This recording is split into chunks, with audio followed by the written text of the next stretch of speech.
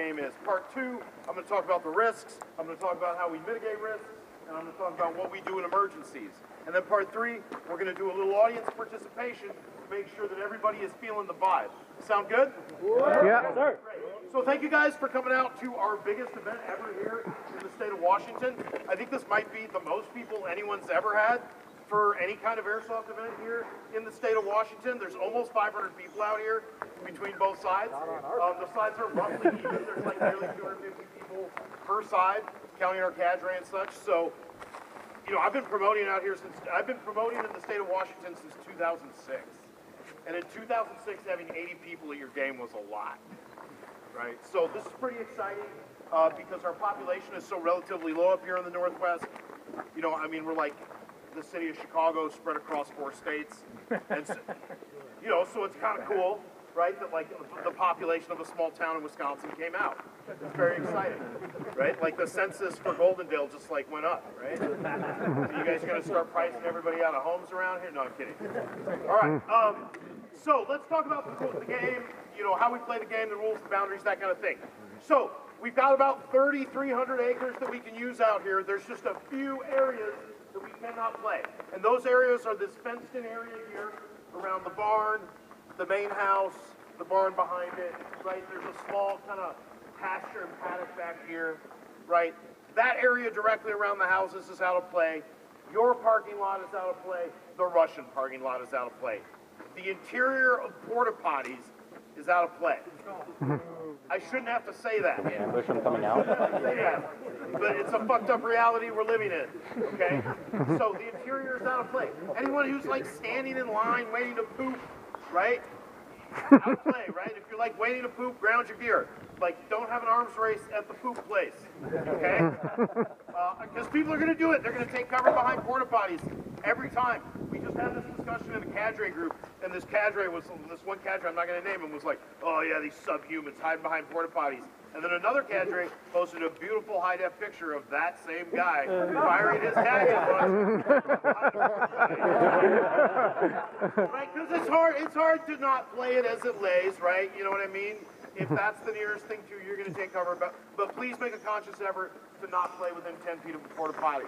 The interior of like a one-man shelter or a sleeping bag or a bivy sack, right, that's out of play.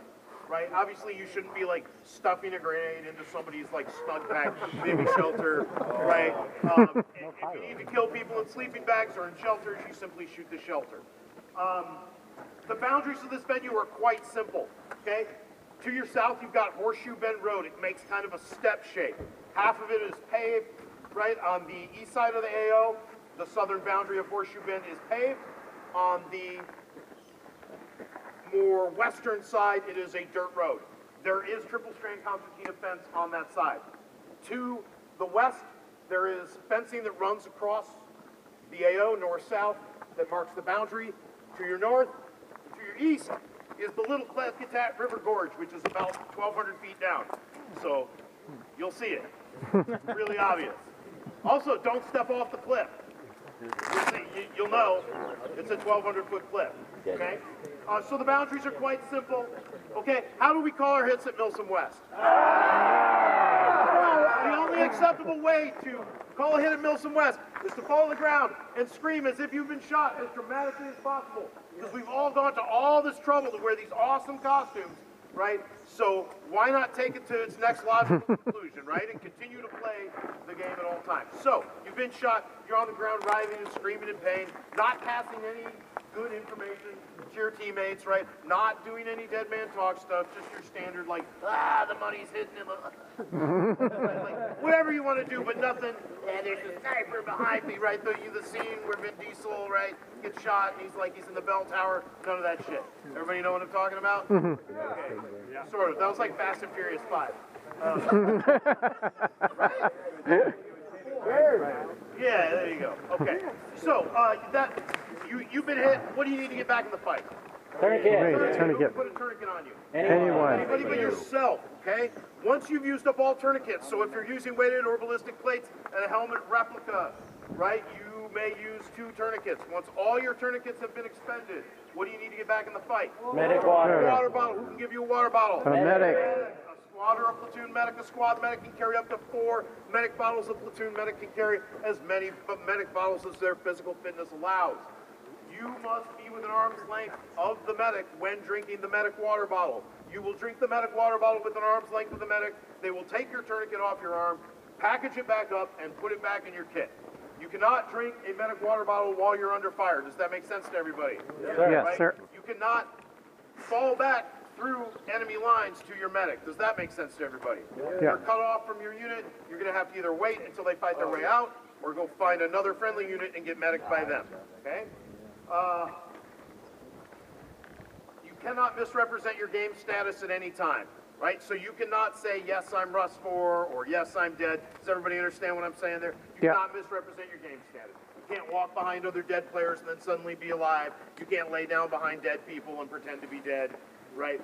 Because then we're going to have people dead checking each other and no one's going to like that, right? That's going to make every interaction considerably more contentious. Okay.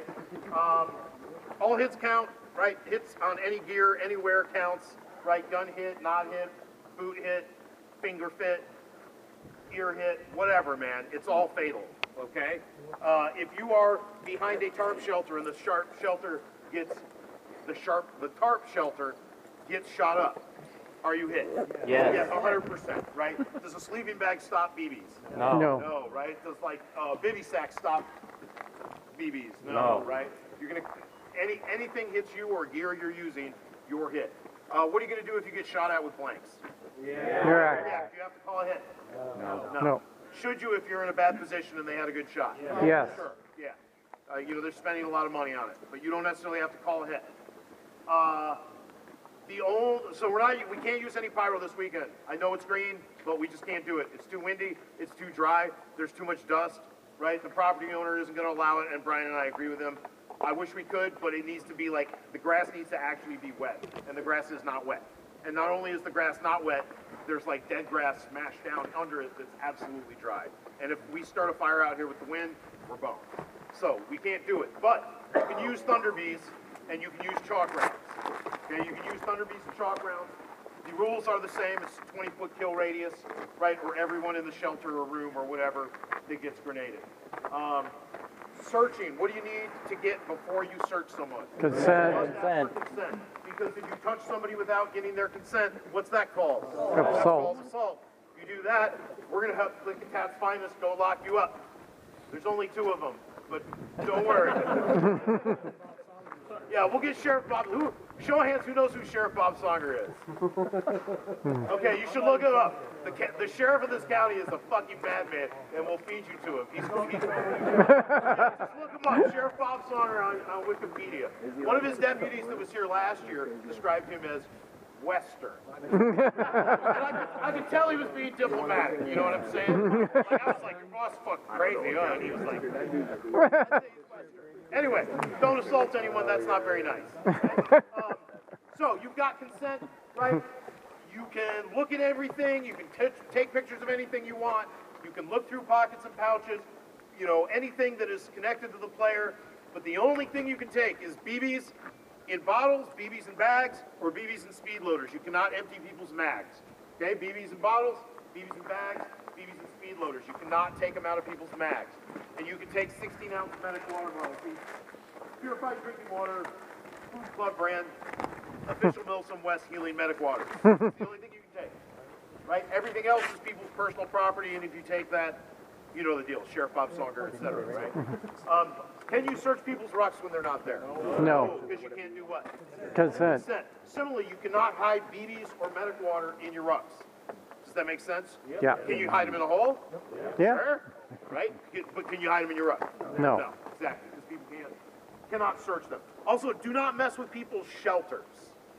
Right? A couple of years back, somebody thought it was funny to pull everybody's shelters down in the rain. I shouldn't have to say that's supremely uncool, but I do because of this guy named Vadim. Okay? And if he's here, fuck you, Vadim. I don't think he is. But, just in case. Okay?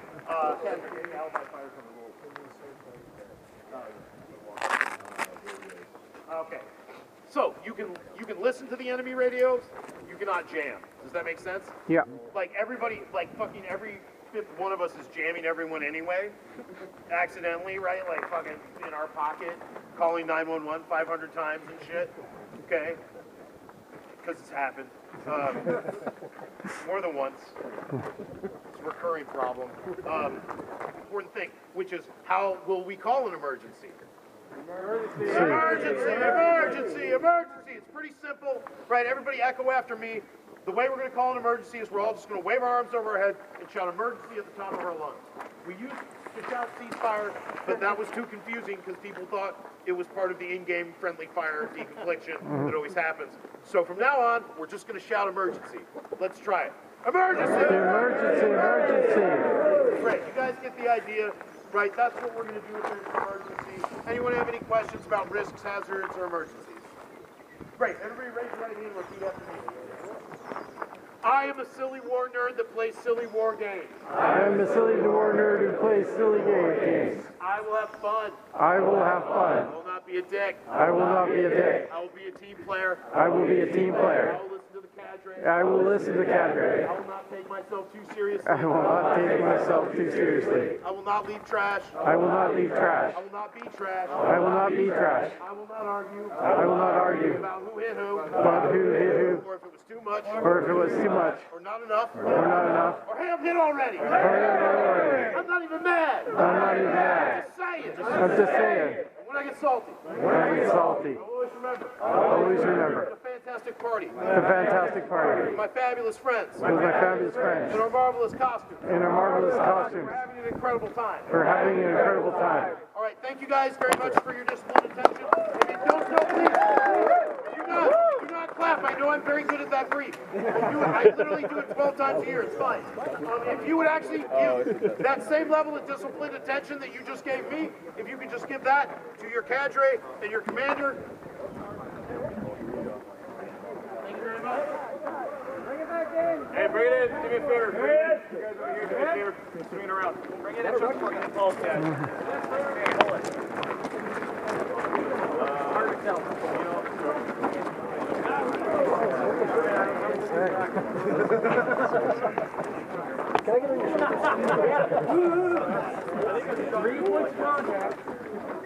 Might get awkward.